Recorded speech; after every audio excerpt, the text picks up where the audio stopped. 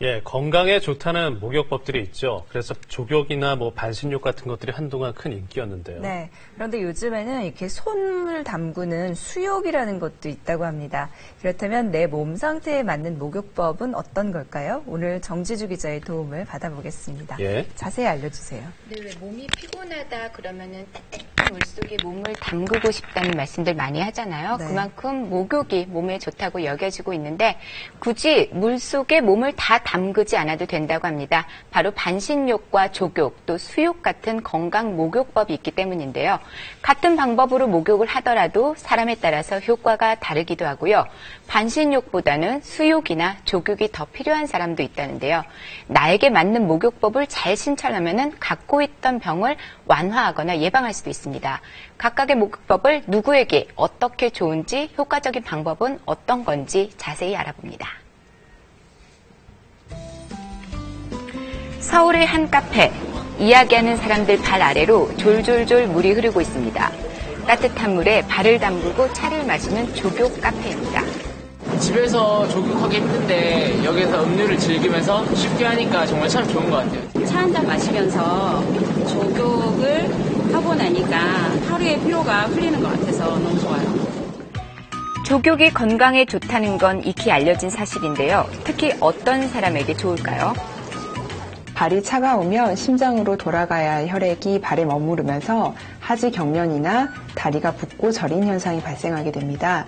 그래서 수족 냉증이 있거나 평소 발이 잘 붓고 다리가 저리거나 쥐가 잘 나는 사람에게 족욕이 더욱 좋습니다. 족욕이 혈액순환을 얼마나 돕는지 수족 냉증이 심한 한 주부의 적외선 체열 검사를 통해 확인해봤습니다. 우선 족욕을 하기 전 몸의 온도를 보면은 손과 발의 온도가 27도 정도로 체온보다 매우 낮은데요. 그래서 체온보다 조금 높은 38도에서 40도 사이의 물에 30분 동안 발을 담가봤습니다. 족욕을 할 때 물의 높이는 발목까지만 와도 충분한 효과가 있습니다. 족욕 후 다시 검사해보니 붉게 표시된 부분이 눈에 띄게 증가했습니다. 족욕 전 온도가 낮았던 손발은 물론 하반신부터 상반신까지 몸 전체 온도가 상승해 혈액순환이 잘 된 것을 확인할 수 있습니다. 온몸에 좀 열이 확 오르면서 좀 땀도 나고 훨씬 좋아졌어요. 족욕을 하면서 발에 있는 혈을 지압해주면 혈액순환을 더욱 도와준다고 하는데요. 용천혈은 발바닥 앞 3분의 1 지점에 양쪽 골이 갈라지는 지점에 위치합니다. 이곳을 자극하게 되면 신장 경락이 시작되는 경혈점이기 때문에 다리의 기혈순환과 혈액순환에 좋은 효과를 줍니다. 발목 안쪽 복사뼈 아래 튀어나온 뼈가 있는데 이 뼈 바로 밑에 움푹 들어가는 부분이 연곡혈입니다.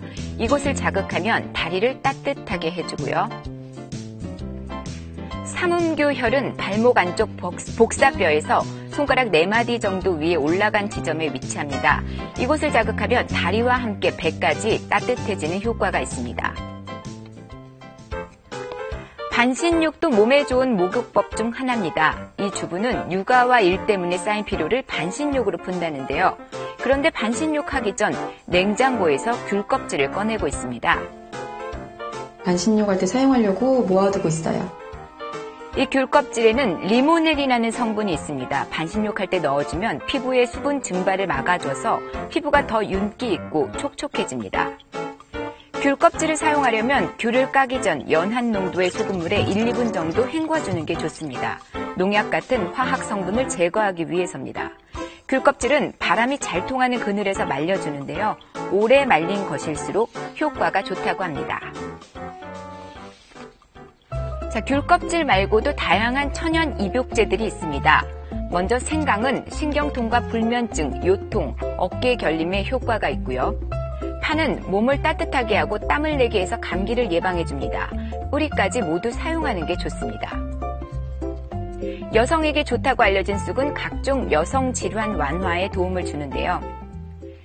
자, 이제 귤 껍질을 들고 욕실로 들어갑니다. 반신욕을 할 때는 물의 온도가 중요한데 물이 너무 뜨거우면 피부에 자극을 주거나 화상을 입을 수 있기 때문에 족욕을 할 때처럼 38도에서 40도 사이 물이 좋습니다.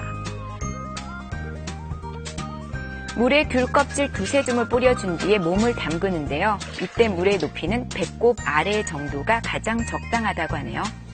반신욕은 상하체의 불균형한 체온을 바로잡고 체내의 냉한 기운을 없애 신체 기능을 강화하는 동시에 면역력을 키워주는 목욕법입니다. 하복부와 중심 체온은 올리고 상체와 두피는 시원하게 하기 때문에 탈모 치료에도 좋습니다. 하지만 몸에 열이 많거나 코피가 잘 나는 사람은 반신욕을 피해야 합니다. 또 반신욕을 너무 오래 하면 수분을 뺏기고 현기증이 날 수도 있기 때문에 15분에서 20분 정도만 해주는 게 좋습니다. 낮에는 가게 일을 하고 오후에는 아기를 돌보다 보니까 굉장히 몸이 많이 피곤하거든요. 피로도 풀리고 머리도 맑아져서 너무 개운해요. 일하면서 손을 자주 쓰는 사람들이 많은데요. 그러다 보면 손이 붓거나 아플 때가 많죠. 그럴 때 손의 피로를 풀어주는 수육을 해보는 것은 어떨까요? 거친 손을 매끄럽고 부드럽게 만들어주기도 하는데 효과적인 수육법 한번 배워볼까요? 손과 발에는 땀이 많이 나는 곳인데요. 따뜻한 물로 씻게 되면 냄새라든지 세균이 많이 번식하게 됩니다. 그래서 차가운 물로 먼저 세척을 해주신 후에 따뜻한 물로 수육을 해주시면 좀 더 나은 효과를 기대하실 수 있습니다. 이렇게 찬물로 씻어낸 뒤에는 손의 각질을 제거해줍니다. 노폐물을 완전히 없앤 뒤 39도 정도의 물에 손을 펴서 담가주는데요. 물의 높이는 손이 푹 잠길 정도면 좋습니다. 수육을 하는 동안에는 반복해서 손을 쥐었다 폈다 하거나 주물러주면 혈액순환과 피로 해소에 더욱 좋다고 하네요. 수육이 마쳐졌다면 수분이 날아가지 않도록 바로 보습제를 발라서 촉촉한 상태를 유지해주는 게 좋습니다.